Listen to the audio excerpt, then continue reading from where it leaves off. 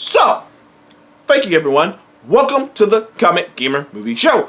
Now, late to this party too. I just made a video about the Super Bowl spot. I was late to that party. I am not as late to this party. Sam Raimi directing Doctor Strange 2. Sam Raimi, just for people who don't know, is a legendary director. Now, he's not like Spielberg legend, but if you've been watching movies enough, if you've been watching movies long enough, and you remember enough names, you'll know Sam Raimi's name. The Evil Dead franchise, the original Spider-Man trilogy, Drag Me to Hell. I mean, the list goes on, and he's been a producer on a lot of horror movies. Listen, when I got there, horror movies.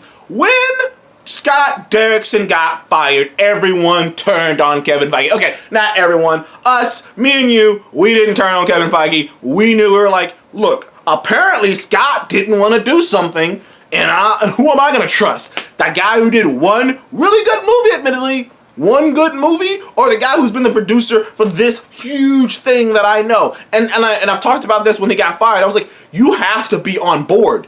Look, you can put a bit of yourself into these things, but this isn't just your vision. You know, like we can't let you go rogue. If you go rogue, the whole fucking thing falls apart. I'm thinking about making a video talking about cinematic universes and how they work. You can't do, like, DC will never be able to do a cinematic universe at this current moment because nothing makes any fucking sense. Because they're letting directors and everyone go rogue, so it just won't make any sense. So, but I digress.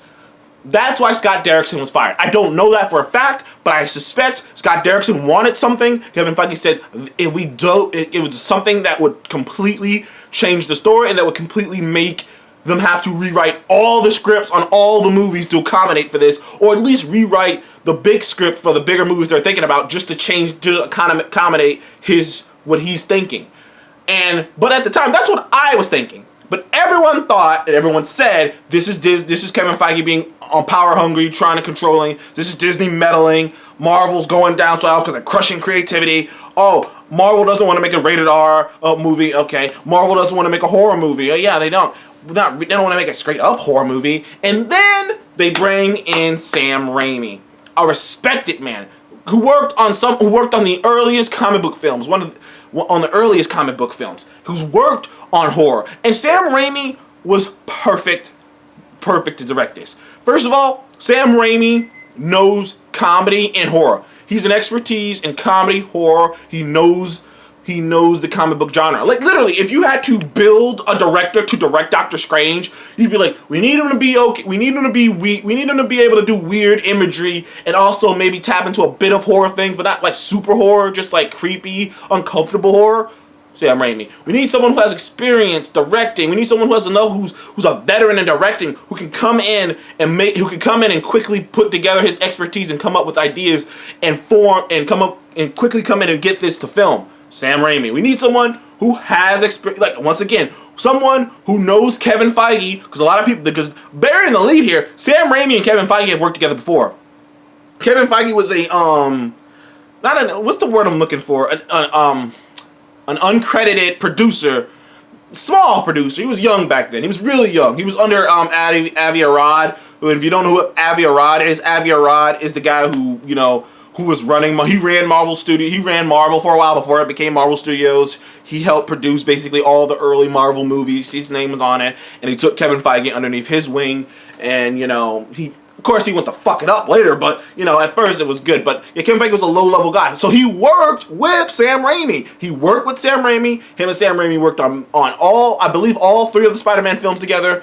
So they have a relationship. Kevin knows what Sam likes, and Sam knows what Kevin's likes, which makes me go, well, this shit's probably going to work a lot better now because they know each other. They know what they like. Sam, and you have to have a director who can play inside the studio system. Sam Raimi can play inside the studio system. He's used to dealing with big studios, Spider-Man movies, obviously, but he also directed the weird movie Oz the Great and Powerful, the prequel to The Wizard of Oz. I didn't hate Oz the Great and Powerful. I rather liked it. I didn't think it was great. I thought it could be so much better. But when I first saw it, I rather liked Oz the Great and Powerful. He directed that. for Disney. So yeah, Sam Raimi is no mystery to working with Disney. This is perfect director to come in and do this. He has experience with Kevin Feige. It disproves the idea that Marvel got rid of Scott Derrickson because he wanted to be really hard R or hard R rate or horror feels. But they brought in a guy who can do horror without having it to be hard R or being this gory or anything like that. And they brought in a guy who's worked with Kevin Feige before, a guy who knows how to work in the studio system, a guy who knows how to handle superheroes, obviously, and a guy who has respect of the people, and a guy who instantaneously puts intrigue on this movie. You want to see. This will be the first comic book thing Sam Raimi has done since Spider-Man 3, which was controversial, extremely. I didn't think it was a very good movie, but I didn't think it was a terrible movie. But this will be the first comic movie that he's worked on. One of the pillars of the comic book genre is coming back to the genre to work on Dr. Strange. So thank you guys for joining me on the Comic Game Movie Show. Please remember to like and subscribe. And what do you think about Sam Raimi directing Dr. Strange 2? Thank you guys. See you in the next one.